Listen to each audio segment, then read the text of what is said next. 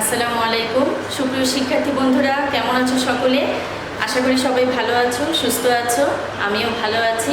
সবাইকে আন্তরিক প্রীতি ও শুভেচ্ছা জানিয়ে শুরু করছি লায়ন্স স্কুল অ্যান্ড কলেজ কর্তৃক পরিচালিত 2021 শিক্ষাবর্ষের অষ্টম শ্রেণীর বিজ্ঞান বিষয়ের অনলাইন ক্লাসে।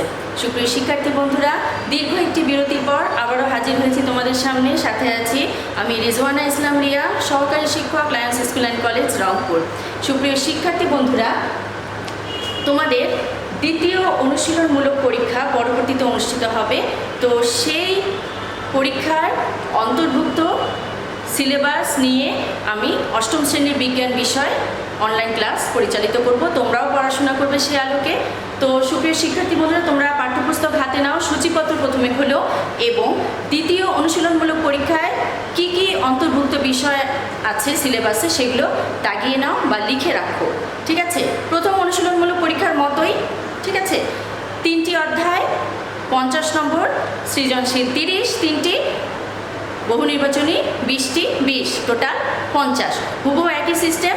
এসো এবার এক নজরে জেনে যাই কী কী অধ্যায় জড়িত আছে তোমাদের পরীক্ষায়। দ্বিতীয় অনুশীলনমূলক পরীক্ষার অন্তর্ভুক্ত অধ্যায়সমূহ অষ্টম শ্রেণী বিজ্ঞান।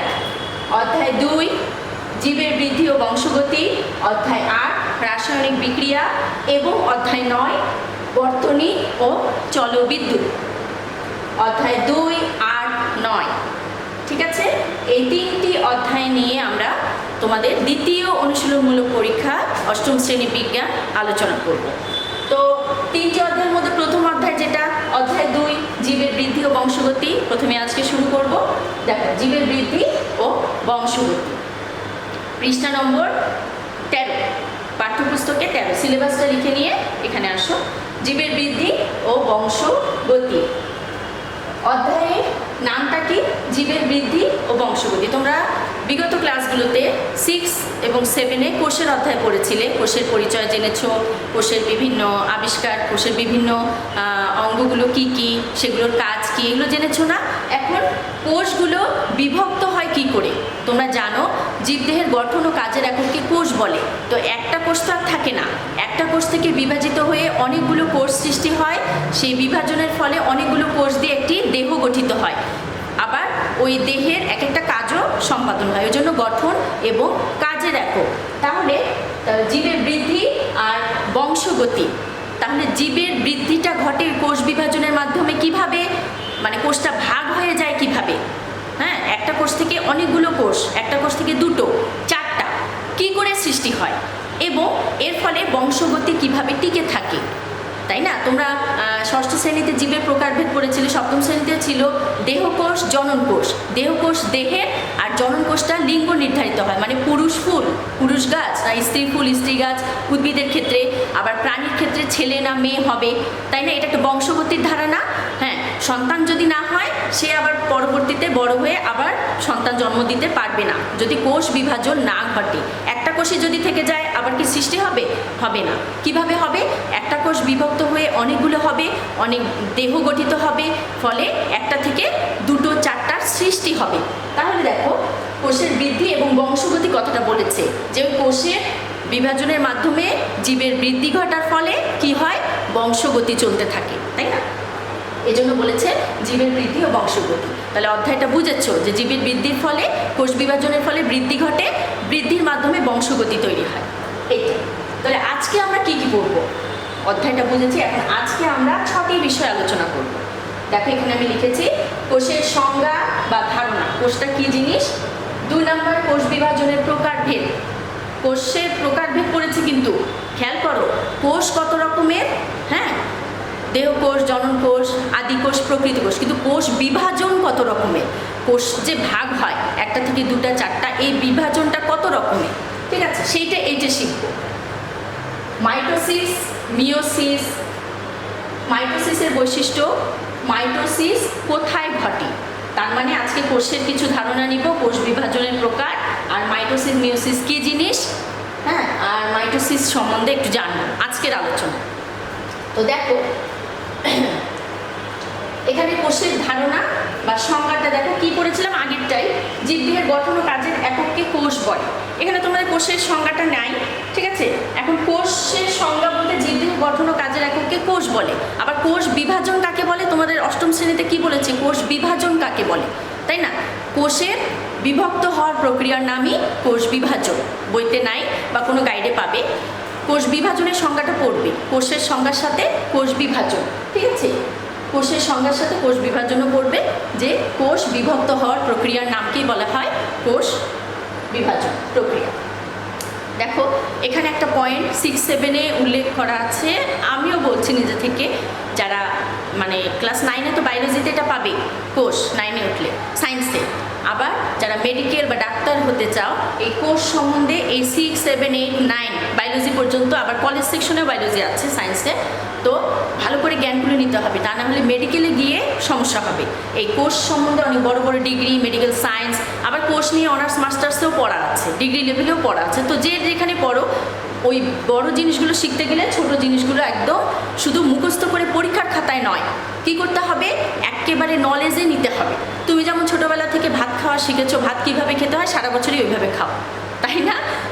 এটা ওটা কাজ করতে হয় কিভাবে, একবার শিখে নিয়ে সারা বছরই এরকম করে চালাও। ঠিক তেমনি এগুলো একবারে মস্তিষ্কে নিয়ে, যে কোষ এরকম ওরকম এরকম, যেমন 6-এরগুলো মনে রেখেছো, কোষ এত প্রকার অত প্রকার, কোষ জীবদের গঠন ও কাজে, সেরকম এই নলেজগুলো কিন্তু 9-এর বায়োলজি, আপাতত 9-এর বায়োলজি এসএসসি লেভেলের জন্য রাখো। এসএসসি শিখে এইচএসসিতে প্রয়োগ করবে, এইচএসসিগুলো আর সবগুলো স্কুল কলেজ সেকশনে সবগুলো প্রয়োগ হবে আবার মেডিকেল সায়েন্সে বা অন্য কোনো ডিগ্রিতে কোষ নিয়ে যদি পড়াশোনা করো।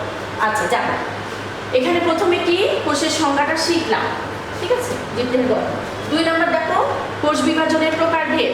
কোষের প্রকারভেদ শিখেছি, এটা কিন্তু কোষ বিভাজনের প্রকারভেদ। কোষ বিভাজন দেখো, জীবকোষের বিভাজন অ্যামাইটোসিস, হ্যাঁ, মাইটোসিস, মিওসিস। জীবকোষের এটা কোষের বিভাজন, বিভাজন, কোষ বিভাজনের প্রকারভেদ। আগেটা ছিল জীবকোষের অ্যামাইটোসিস, মাইটোসিস এবং মিওসিস। বানানগুলো যেন ভুল না হয়, দেখবে লিখবে। অ্যামাইটোসিস এ দিলে কিন্তু কাটা যাবে, সরিয়ে জফলা দিবা। Amitosis, mitosis, meiosis. এখন অ্যামাইটোসিস কি জিনিস? অ্যামাইটোসিস হচ্ছে ছোট ছোট ব্যাকটেরিয়া, অনুন্নত ব্যাকটেরিয়া, ইস্ট, ছত্রাক, অ্যামিবা, যেগুলো মাইক্রোস্কোপে অণুজীব, হ্যাঁ জীবাণু, তাদের দেহ বিভক্ত হয় এই সিস্টেম, এই ভাবে তাদের বিভক্ত। এককোষী জীবগুলো অ্যামাইটোসিস প্রক্রিয়ায় বংশবৃদ্ধি করে। এখানে অবজেক্টিভের লাইন আছে, কোনটা কোথায় ঘটে অবজেক্টিভ হিসেবে পড়বে। এককোষী জীব মানে একটাই কোষ। এককোষী প্রাণীর নাম কি জানো? অ্যামিবা। অ্যামিবা মানুষের অন্ত্রে, প্রাণীর অন্ত্রে বাস করে, কোনো ক্ষতি করে না, ঠিক আছে? এক ধরনের আছে, ওটা একটাই কোষ। আমাদের অন্য প্রাণীর, উদ্ভিদের দেহ কি অসংখ্য কোষ নিয়ে গঠিত, কিন্তু এমন কতগুলো আছে যেগুলোর দেহ একটাই কোষ নিয়ে গঠিত, সেরকম একটাই কোষ ভাগ হয়। তাই অ্যামাইটোসিসটা আগে শিখি। দেখো একটাই কোষ, ঠিক আছে, বিভক্ত হয়। প্রথমে এই যে কোষটা খাঁজ সৃষ্টি হয়, খাঁজ বাঁকা হয়ে চিত্রের সাথে মেলাবে, চিত্র আঁকতে হবে, চিত্র আঁকা শিখতে হবে।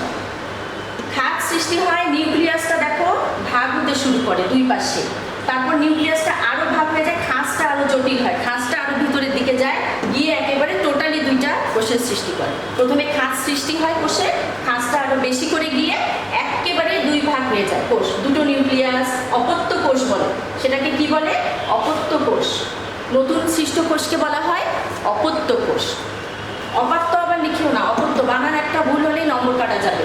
তো বিজ্ঞানের চিত্রের নিয়ম কি? চিত্র সঠিকভাবে আঁকতে হবে, চিহ্নিত করতে হবে আর নিচে নাম দিতে হবে। আমি এর আগেও বলেছি ক্লাসে, সঠিকভাবে চিত্র অঙ্কন, চিহ্নিতকরণ আর নিচে চিত্রের নাম, এই তিনটা মাথায় রেখে চিত্র অঙ্কন করবে। একটা যদি মনে করো তুমি চিহ্নিত করলা না, পুরাই জিরো, ঠিক আছে? বা তুমি ছবি একটা ভুল করলা, জিরো। নিচে চিত্রের নাম না দিলেও জিরো।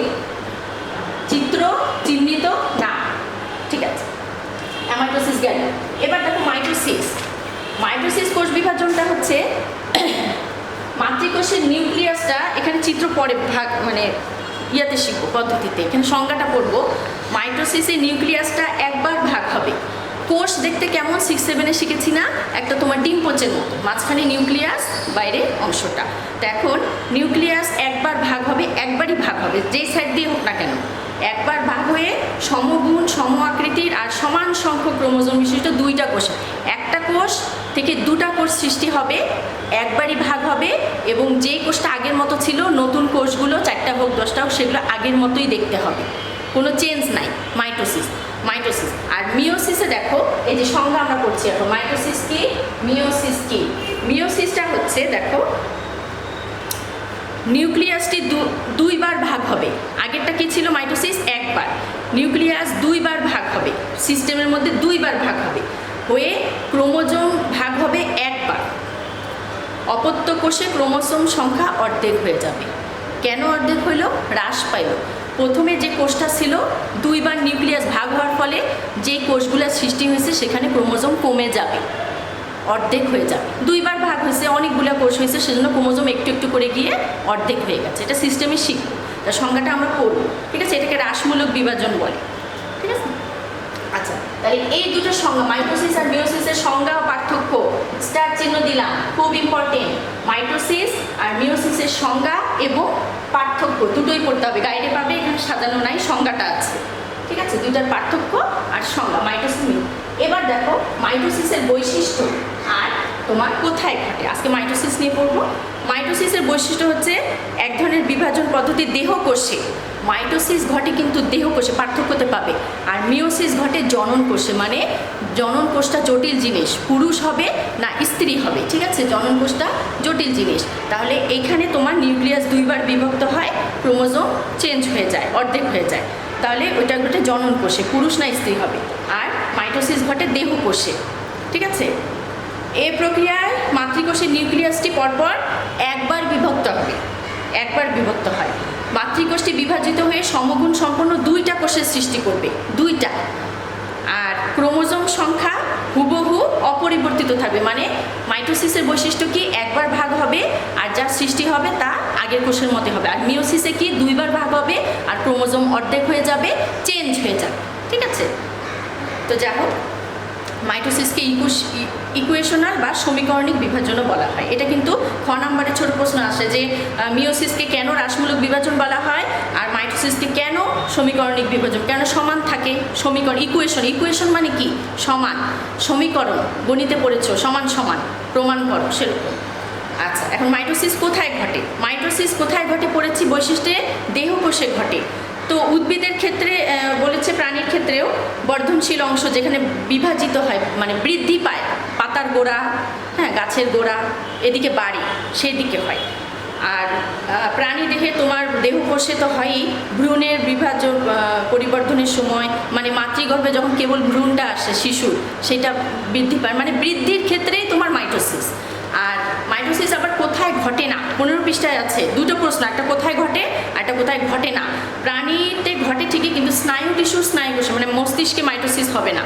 স্তন্যপায়ী প্রাণী রোহিত কণিকাতে, রক্তকণিকাতে হয় না, অনুচক্রিকাতেও হয় না, মানে রক্তের কণাতে হয় না। আর উদ্ভিদের স্থায়ী টিস্যুতে, এ ধরনের উদ্ভিদের টিস্যুতে হয় না। তো কোথায় হয় না আর কোথায় হয়, এটাই। আর এখানে একটা ছোটো চিত্র আছে, শিখতে পারো, খুব একটা ইম্পর্টেন্ট না, কিন্তু অ্যামাইটোসিসের চিত্রটা শিখতে হবে। তো সুপ্রিয় শিক্ষার্থী বন্ধুরা, আজকে তোমাদের প্রথম আলোচনায় কোষের সংজ্ঞা, কোষ বিভাজনের সংজ্ঞা, প্রকার, মাইটোসিস মিওসিসের সংজ্ঞা পার্থক্য আর মাইটোসিসের বৈশিষ্ট্য কোথায় ঘটে, এইটুকুই আলোচনা। তো এগুলো ভালো করে পড়ো, বানান সহ, চিত্র সহ ভালো করে শেখো। আগামী দিন বিভাজন পদ্ধতিগুলো আমরা পড়বো। তো আজকে এই পর্যন্তই, আগামী ক্লাসে আবারও দেখা হবে নতুন বিষয় নিয়ে। সে পর্যন্ত সবাই ভালো থাকো, সুস্থ থাকো, সুন্দর থাকো, ঘরে থাকো, নিরাপদে থাকো। আল্লাহ হাফেজ।